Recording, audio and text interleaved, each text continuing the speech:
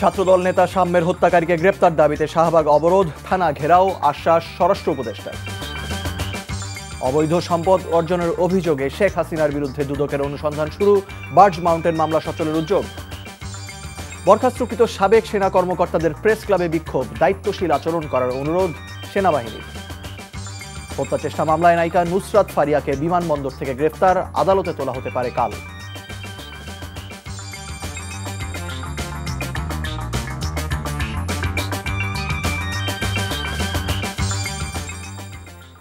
আসসালামু আলাইকুম, মুশফিকুর সালেহীন স্বাগত জানাচ্ছি এনটিভির মধ্যরাতের খবরে। ক্রাউন সিমেন্ট শিরোনাম দেখছিলেন, এবারে পুরো খবর। ঢাকা বিশ্ববিদ্যালয়ের শিক্ষার্থী শাহরিয়ার আলম সাম্য হত্যা মামলার দ্রুত তদন্ত ও মূল হত্যাকারীকে গ্রেপ্তারের দাবিতে রোববার শাহবাগ মোড় অবরোধ করে বিক্ষোভ করে ছাত্রদল। এর আগে শাহবাগ থানা ঘেরাও করে শিক্ষার্থীরা। এদিকে সাম্য হত্যার বিচার নিশ্চিত করতে সবাইকে ঐক্যবদ্ধ থাকার আহ্বান জানান ঢাবি উপাচার্য। আর সব আসামি গ্রেপ্তার ও বিচার না হওয়া পর্যন্ত কর্মসূচি চলবে বলে জানিয়েছেন আন্দোলনকারীরা। আরও জানাচ্ছেন সাদরিনা খন্দকার। ঢাকা বিশ্ববিদ্যালয়ের শিক্ষার্থী ও ছাত্রদল নেতা শাহরিয়ার আলম সাম্য হত্যা মামলার তদন্তে গাফুলতির প্রতিবাদে ও মূল হত্যাকারীকে গ্রেফতারের দাবিতে রোববার বিকেলে রাজধানী ঢাকার শাহবাগ মোড় অবরোধ করে ছাত্রদলের নেতাকর্মীরা। এ সময় ৩ দফা দাবি তুলে ধরেন ছাত্রদলের শীর্ষ দুই নেতা।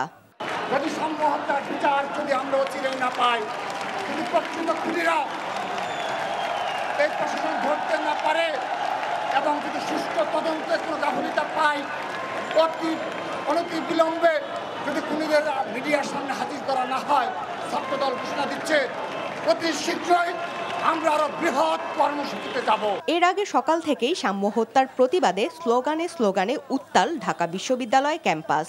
শিক্ষার্থীদের দেয়া ৪৮ ঘন্টার আলটিমেটাম পার হলেও সাম্য হত্যার বিচার কার্যের দৃশ্যমান অগ্রগতি না হওয়ায় শাহবাগ থানা ঘেরাও করেন সাধারণ শিক্ষার্থীরা।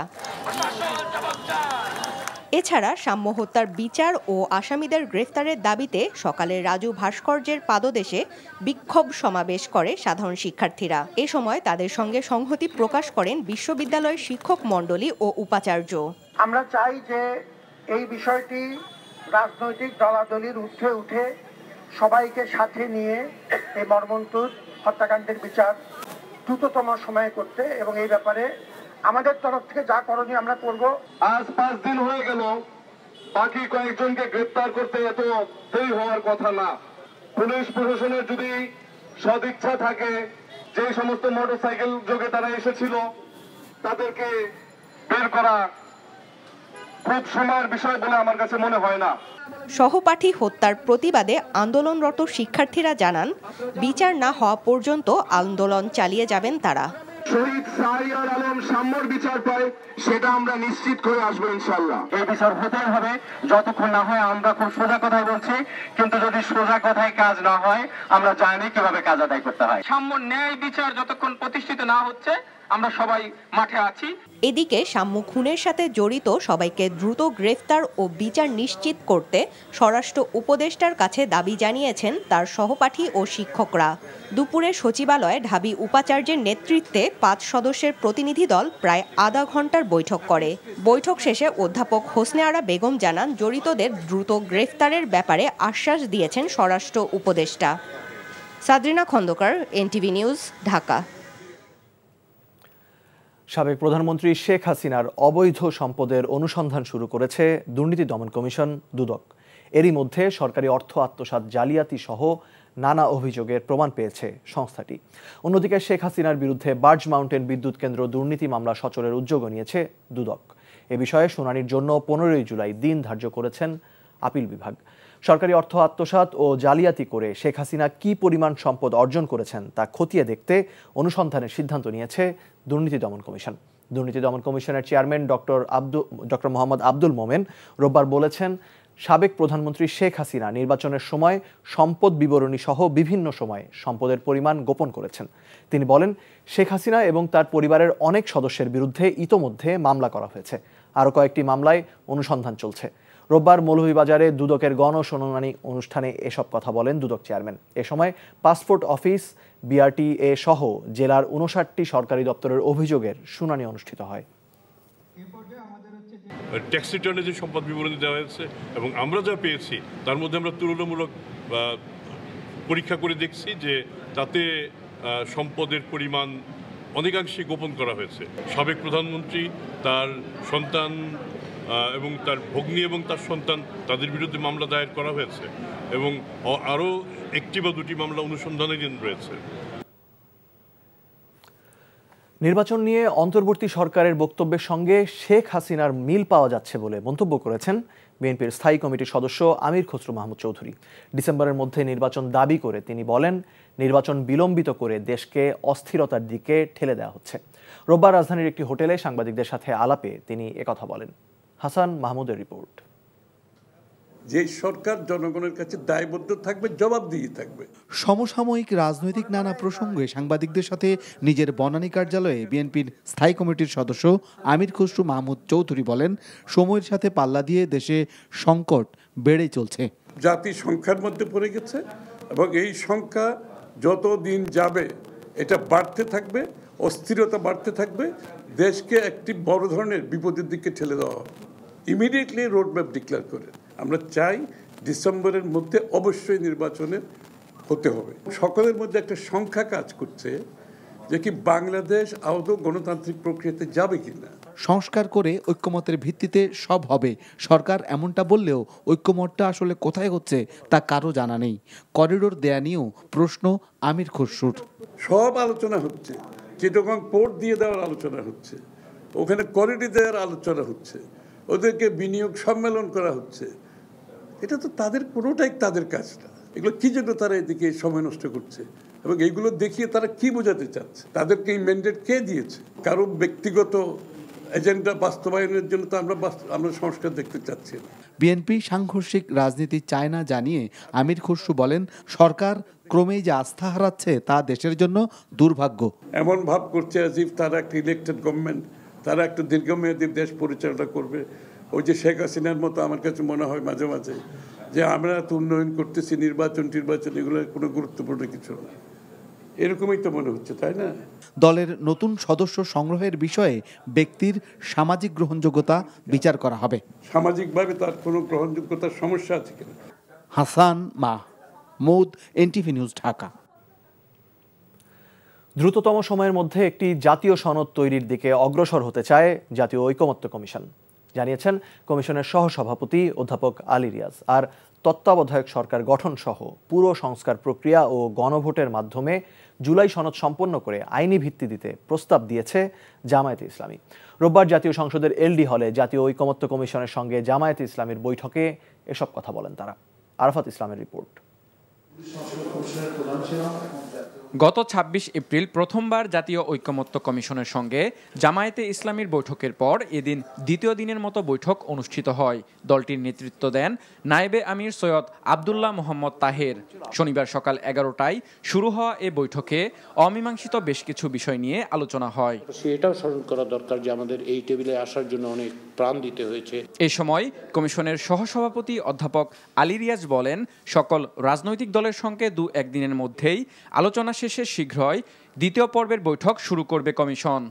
আমরা একটি জাতীয় সনদের দিকে অগ্রসর হতে চাই এবং সেই জায়গায় আমরা প্রাথমিক পর্যায়ের আলোচনাগুলো আগামী ২-১ দিনের মধ্যে সমাপ্ত করতে পারলে আমরা দ্বিতীয় পর্যায়ের আলোচনাটা দ্রুততার সঙ্গে শুরু করব।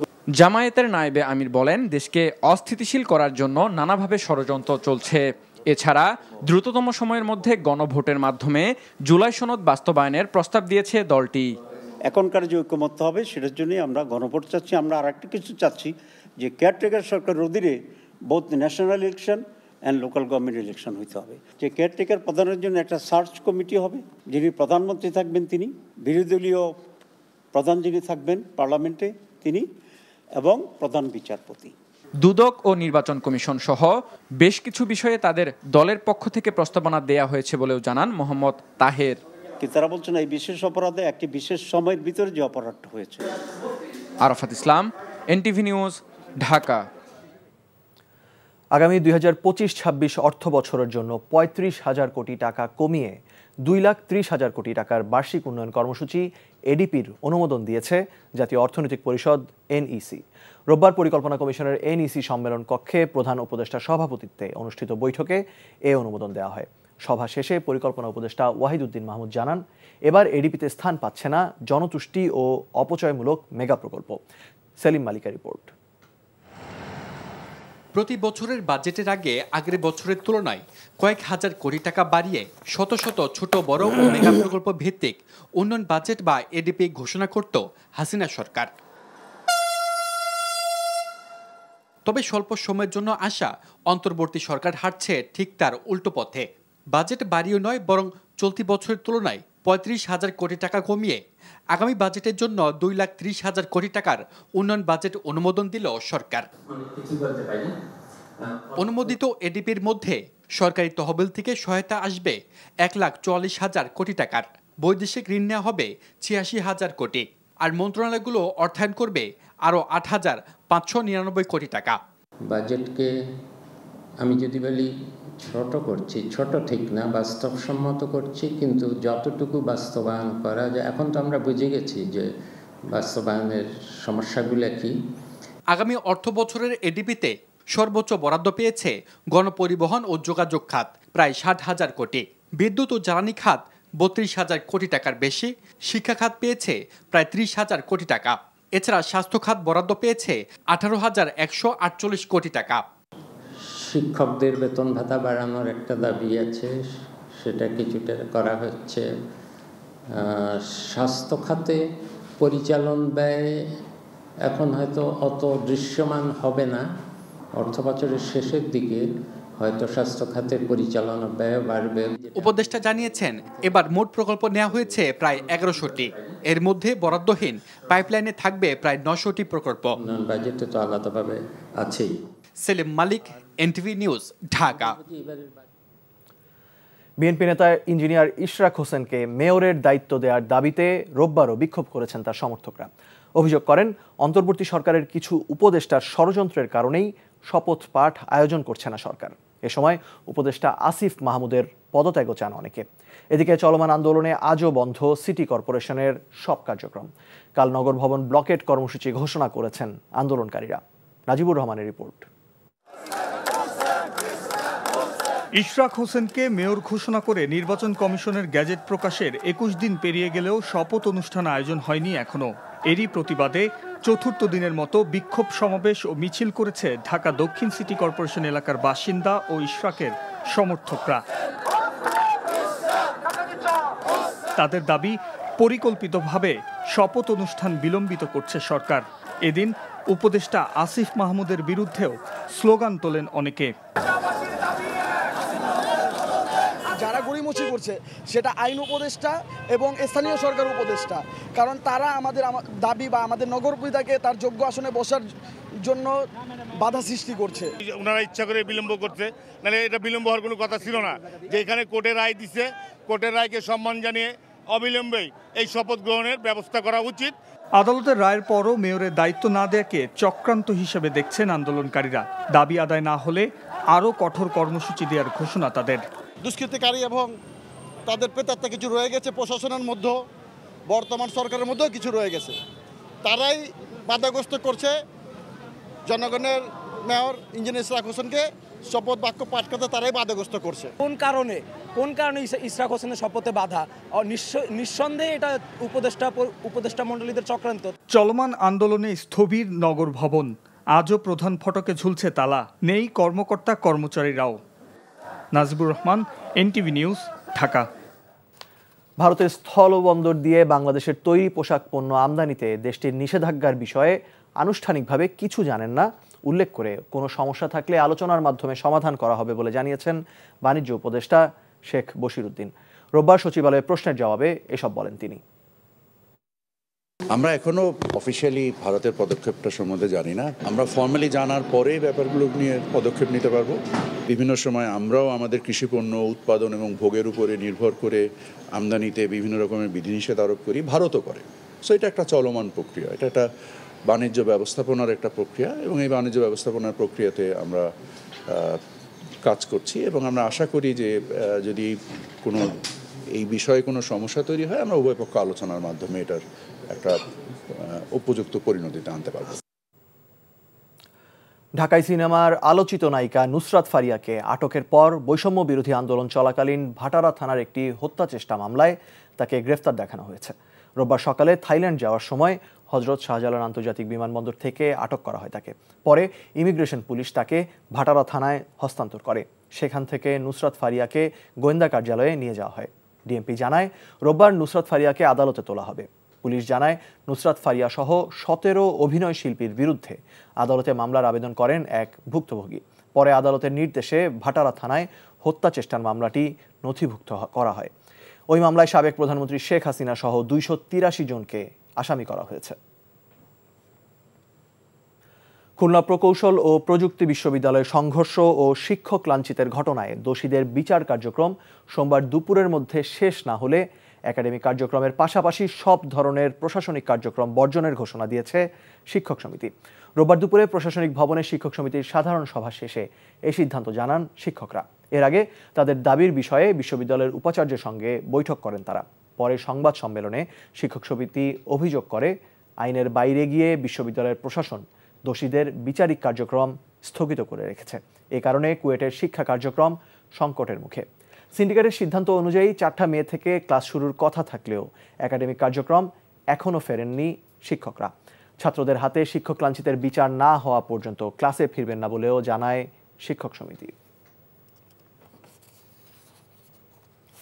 রাষ্ট্রদ্রোহ এবং আইনজীবী হত্যার ঘটনায় করা 2 মামলায় ইসকনের বহিষ্কৃত নেতা চিন্ময় কৃষ্ণ দাসকে কারা ফটকে জিজ্ঞাসাবাদের আদেশ দিয়েছে আদালত। চট্টগ্রাম মহানগর হাকিম এস.এম. আলাউদ্দিন রোববার এই আদেশ দেন। মামলার তদন্তকারী কর্মকর্তাদের আবেদনের প্রেক্ষিতে উভয় মামলার আসামি চিন্ময়কে 1 দিন করে জেলগেটে জিজ্ঞাসাবাদের নির্দেশ দিয়েছে আদালত। চিন্ময় কৃষ্ণ দাস নগরীর কোতোয়ালি থানায় দায়ের হওয়া রাষ্ট্রদ্রোহ মামলার এজাহারভুক্ত আসামি।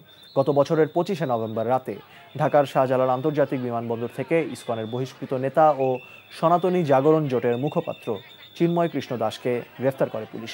হত্যা মামলা সহ পুলিশের ওপর হামলা, কাজে বাধা এবং ককটেল বিস্ফোরণের ঘটনায় আরও একাধিক মামলা রয়েছে তার বিরুদ্ধে।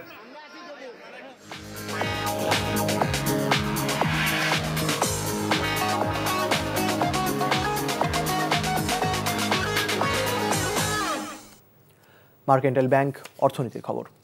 সরকারের পক্ষ থেকে আনুষ্ঠানিকভাবে সুনির্দিষ্ট কোনো প্রস্তাব না পাওয়ায় চলমান কর্মসূচি অব্যাহত রাখার ঘোষণা দিয়েছেন এনবিআর সংস্কার ঐক্য পরিষদ। রোববার জাতীয় রাজস্ব ভবনে সংবাদ সম্মেলনে একথা জানান উপকর কমিশনার সঞ্জিদা খানম। বলেন, আগামী মঙ্গলবার অর্থ উপদেষ্টা এনবিআর কর্মকর্তাদের সঙ্গে বৈঠক আহ্বান করলেও তারা সুনির্দিষ্ট কোনো বার্তা না পাওয়া পর্যন্ত কলম বিরতি কর্মসূচি চালিয়ে যাবেন। এনবিআরকে বিলুপ্ত করে আলাদা 2টি বিভাগ চালু করার সিদ্ধান্তের প্রতিবাদে টানা 4র্থ দিনের মতো এদিন কলম বিরতি পালন করেন কর্মকর্তা কর্মচারীরা। তাদের দাবি, এনবিআর বিলুপ্ত নয় বরং সরকারি এই সংস্থাটিকে স্বতন্ত্র ও শক্তিশালী রেখেই রাজস্ব খাতে সংস্কার করতে হবে। তারা বলছেন, সংস্কার হতে হবে বাস্তবমুখী ও অংশীজন সহ কর্মকর্তা কর্মচারীদের দক্ষতা এবং অভিজ্ঞতার মূল্যায়নের ভিত্তিতে। মিডিয়ার মাধ্যমে জানতে পেরেছি অর্থ উপদেষ্টা মহোদয় এনবিআর কর্মকর্তাদের সাথে আগামী মঙ্গলবার বিকেল 3:30 মিনিটে আলোচনায় বসবেন, কিন্তু আনুষ্ঠানিকভাবে কোনো সুনির্দিষ্ট প্রস্তাব পায়নি। তাই আমাদের কর্মসূচি আগামীকাল 9টা থেকে 3টা পর্যন্ত চলবে। প্রবাসের খবর। চন্দনাইশ উপজেলা বিএনপি নেতার মৃত্যুতে মদিনায় স্মরণ সভা ও দোয়া মাহফিলের আয়োজন করে মদিনার বাংলাদেশ কমিউনিটি। মদিনা থেকে ম ফরহাদ জানান, মদিনার ব্যবসায়ী রফিকুল ইসলাম ও শহীদুল ইসলামের পিতা মরহুম আব্দুল হাকিমের জন্য স্মরণ সভার আয়োজন করা হয়। মাওলানা আব্দুস সালামের সঞ্চালনায় প্রধান অতিথি ছিলেন শায়ক মসিউল্লাহ। উপস্থিত ছিলেন মাওলানা মফিজুল ইসলাম সেলিম ও নাসির উদ্দিন সহ অন্যরা। সভায় মরহুমের বর্ণাঢ্য জীবনী তুলে ধরে তার বিদেহী আত্মার মাগফিরাত কামনায় দোয়া করা হয়। শুধু শ্রমিক হিসেবে নয়, সৌদি আরবে এখন ব্যবসায় আলো ছড়াচ্ছেন বাংলাদেশিরা। রিয়াদ থেকে ফারুক আহমেদ চান জানান, এ তালিকায় নতুন সংযোজন বাংলাদেশি নারী উদ্যোক্তা।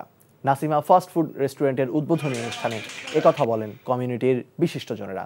নাসিমা আক্তার রিয়াদে প্রথম নারী উদ্যোক্তা হিসেবে প্রতিষ্ঠানটি গড়ে তোলেন।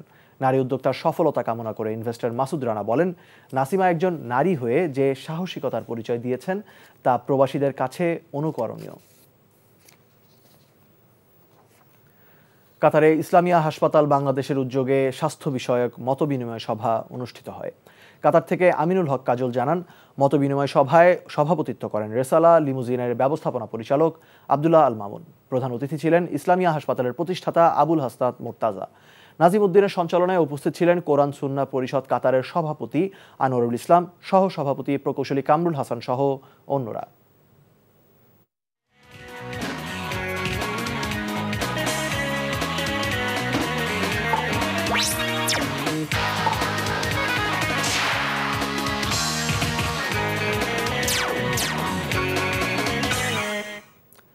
ইস্পাহানি প্রিমিয়ামটি খেলার খবর। বাংলাদেশের হয়ে আন্তর্জাতিক টি-20তে নিজের প্রথম শতকের মুখ দেখা পারভেজ হোসেন ইমন প্রশংসায় ভাসছেন। যদিও দলের সিরিজ জয়ে চোখ এই ওপেনারের। অন্যদিকে সোমবার সিরিজ নির্ধারণী দ্বিতীয় ও শেষ টি-20তে বেঞ্চের গভীরতা পরীক্ষা করতে চায় বাংলাদেশ। শারজাহ থেকে মামুনুর রশিদের পাঠানো ছবিতে মমিনুর রিপনের ডেস্ক রিপোর্ট। এমন মুহূর্ত বাংলাদেশের ক্রিকেটে খুব একটা দেখা মেলে না। 2016 সালে আন্তর্জাতিক টি-20তে প্রথম বাংলাদেশি হিসেবে সেঞ্চুরির কীর্তি করেন তামিম ইকবাল। 9 বছর পর তার পাশে নাম লেখালেন আরেক ওপেনার পারভেজ হোসেন ইমন। 28 বলে 50 করা ইমন 3 অঙ্কের ম্যাজিক ফিগার ছুঁয়েছেন 53 বলে। এক ইনিংসে বাংলাদেশের হয়ে সর্বোচ্চ 9 ছক্কার রেকর্ডটাও নিজের করে নিয়েছেন ইমন। নিজের অষ্টম ইনিংসে এমন কীর্তি করতে পারায় উচ্ছ্বসিত বাঁহাতি এই ওপেনার। ফার্স্ট সেঞ্চুরি ইন্টারন্যাশনাল ক্রিকেটে, ওইটা টি-20 ফরম্যাটে, সো অবশ্যই ভালো লাগতেছে। এটা স্পেশাল আমার জন্য। একটা ম্যাচ জিতছি, সো আরেকটা ম্যাচ আছে, সো চেষ্টা করবো ইনশাল্লাহ। আমরা সবাই যদি আমাদের বেস্টটা দিই, ইনশাল্লাহ সিরিজ আমাদের হবে। শেষ 6 ওভারে 60 রানের প্রয়োজন ছিল স্বাগতিকদের। বর্তমান ক্রিকেটে যা কঠিন কিছু নয়, তবে এমন অবস্থা থেকে দলকে জেতানোর কৃতিত্বটা বোলারদের দিয়েছেন বিসিবির এই পরিচালক। আমরা সবসময় যে সেরা দলকে নিয়ে খেলবো তা নয়। যারা খুব ভালো করছে তাদের মধ্যে থেকে কেউ কেউ হয়তো খেলবে না। যারা একটু পিছিয়ে আছে বা রেগুলার খেলার সুযোগ পাচ্ছে না, তাদেরকেও সুযোগ দেওয়া হবে, সো দ্যাট বেঞ্চ স্ট্রেংথটা যেন ভালো হয়। সোমবার সিরিজের দ্বিতীয় ও শেষ টি-20তেও পারফরম্যান্সের ধারাবাহিকতা রাখতে চায় Bangladesh. Mominur Ripon, NTV sports desk. খবর শেষ করছি, যাওয়ার আগে ক্রাউন সিমেন্ট শিরোনামগুলো আরেকবার। ছাত্রদল নেতা সাম্যের হত্যাকারীকে গ্রেপ্তারের দাবিতে শাহবাগ অবরোধ, থানা ঘেরাও, আশ্বাস স্বরাষ্ট্র উপদেষ্টার। অবৈধ সম্পদ অর্জনের অভিযোগে শেখ হাসিনার বিরুদ্ধে দুদকের অনুসন্ধান শুরু। বরখাস্তকৃত সাবেক সেনা কর্মকর্তাদের প্রেস ক্লাবে বিক্ষোভ, দায়িত্বশীল আচরণ করার অনুরোধ সেনাবাহিনী। হত্যা চেষ্টা মামলায় নায়িকা নুসরাত ফারিয়াকে বিমানবন্দর থেকে গ্রেফতার, আদালতে তোলা হতে পারে সোমবার। এই ছিল মধ্যরাতের খবরে। এই খবরের ভিডিও সহ আপডেট জানতে ভিজিট করুন এনটিভি অনলাইন www.ntvbt.com। এছাড়াও এনটিভির জনপ্রিয় সব অনুষ্ঠান ও খবরের আপডেট জানতে ভিজিট করুন আমাদের ইউটিউব ও ভেরিফাইড ফেসবুক পেজ। সকাল 7:30টায় সকালের খবর দেখার আমন্ত্রণ রইল। ধন্যবাদ সবাইকে।